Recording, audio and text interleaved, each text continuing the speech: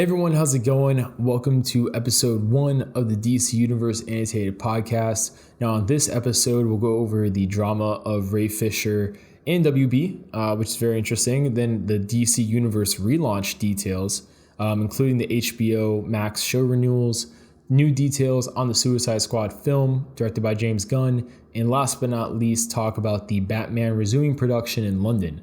Now, if you're listening on YouTube, the first 3 segments are uploaded at 4 p.m., 6 p.m., and 8 p.m. Eastern Time, respectively, every Monday. So if you'd like to hear the full audio version, not broken up into segments, including the bonus 4th segment, follow the podcast on either Spotify or SoundCloud. Link should be in the video description, or just search DC Universe Annotated on either Spotify or SoundCloud respectively. It should easily appear, and those versions are published at noon Eastern Time, same day. And by same day, I mean Monday. So with all that said and done, let's get into the first topic here, which is, getting into our third topic here. So the Suicide Squad, during an interview with The Hollywood Reporter, Joel Kinnaman, who is the actor playing Rick Flag, he describes the movie as extremely hilarious and likely to be a hard R, which will be really interesting to see actually come to fruition here. But just in this interview, I'm going to read some of the quotes he said before adding some commentary. So he says, "The movie is going to be insane. The script is so funny.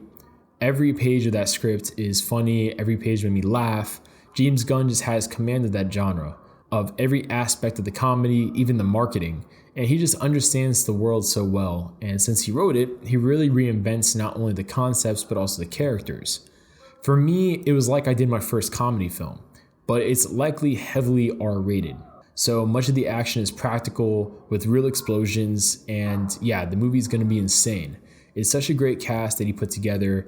John Cena, that dude is a comedic genius. No one would make us laugh on set more than John Cena. Every scene he was in, he would go on an improvised tangent. And there were so many chops in that cast, and James just has command of it all. We had so much fun doing the film. The movie is going to be an effing monster. Honestly, even though I'm in it, I can't wait to see it as a fan. When I got the script sent to me, like every page made me laugh. I was sitting at home reading it, laughing out loud. We had a great time shooting the first one, but this one was really something special, which is saying something because the last one was so special to everyone in it. They got a squad tattoo. But I've never done a comedy before, and this felt like my first comedy. And I think in the first Suicide Squad, I'm not disappointed with my work there, but I never really played around with it. I felt like I had these parameters that confined me in a way. So it was a great feeling to do the second one because James really opened up the possibilities for the character, and it became much more comedic. And he really taught me how to find the comedy and where the opportunities for that was. And so it was a great learning experience. It was really fun. Both me and James, I think we had a great time working with each other. And he concludes by saying, "I think it's going to be so good. And everything I've heard, the studio is over the moon about the film.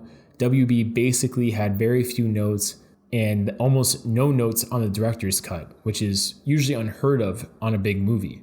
And James Gunn also in a separate interview, or not really interview, but a tweet, revealed that the only role in the film, like major role for the film, was Bloodsport in terms of it being specifically written for the actor playing it, which is Idris Elba.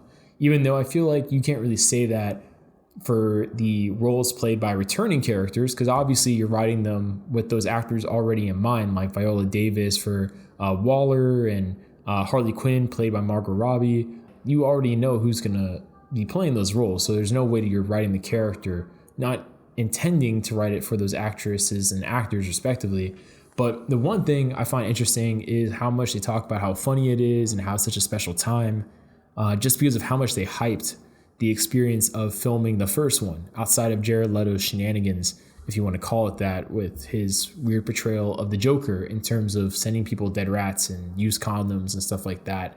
Something that will be interesting to see here is how much of the tone is organic James Gunn and how much is organic James Gunn, but also a little synthetic from the studio. Because the first Suicide Squad, it was fairly obvious after the success of Guardians of the Galaxy, they really wanted to make Suicide Squad 1 basically a Guardians of the Galaxy kind of like a wannabe. They really forced in there the soundtrack aspect of it. They really forced in there some more comedy, brighter aspects like with different color palettes and just, there's a huge difference between what David Ayer seemingly pitched and filmed and wrote initially and what was dictated by the studio for reshoots, later on marketing wise. I really do feel bad for a lot of the people that were involved with the first Suicide Squad film, just because what they set out to make was taken out of their hands and turned into something else. And while I don't doubt David Ayer made the best of his film, you can't deny, when the original film's plot was basically centered around the Suicide Squad trying to prevent Enchantress from opening a boom tube that allowed parademons and Steppenwolf to come to Earth. That was the plot. You know what I mean? Instead of those weird blobby henchmen things that were running around for Incubus and Enchantress, those henchmen goon things in Suicide Squad were supposed to be parademons. Instead of it being like Enchantress's brother or whatever, it was supposed to be Steppenwolf. Which makes me think also, was Enchantress supposed to be retconned in the DC films as a new god or related to the new gods of Apocalypse? That'd be really interesting to get confirmation on when I think about it. But my whole point is, I just hope this film, from beginning to end, from the first word and dot written by James Gunn on the script, in the draft of the script, from that moment to it being released in theaters, I hope we don't have a situation that has happened with films like the Justice League movie and what has happened with David Ayer's Suicide Squad. I just hope we get what the director actually wrote for and what James Gunn is actually envisioning. And I feel like we don't have to worry about that, because what are the odds that the first Suicide Squad would be Frankensteined into being a pseudo Guardians of the Galaxy, basically, for DC. And then falling right into their lap is James Gunn able to do the next Suicide Squad movie. It's like a Cinderella story for Warner Bros. In a lot of sense. But that's really my thoughts on it. I just really hope the movie we get is the movie that the director and the writing team and the producers from the get-go, not what the execs reactively are wanting it to be. That's really my thoughts on that and this topic in general. Yeah, so that's kind of it for this episode. Thanks for watching or listening, I guess, potentially, depending on what platform you're on right now, of the DC Universe Annotated podcast.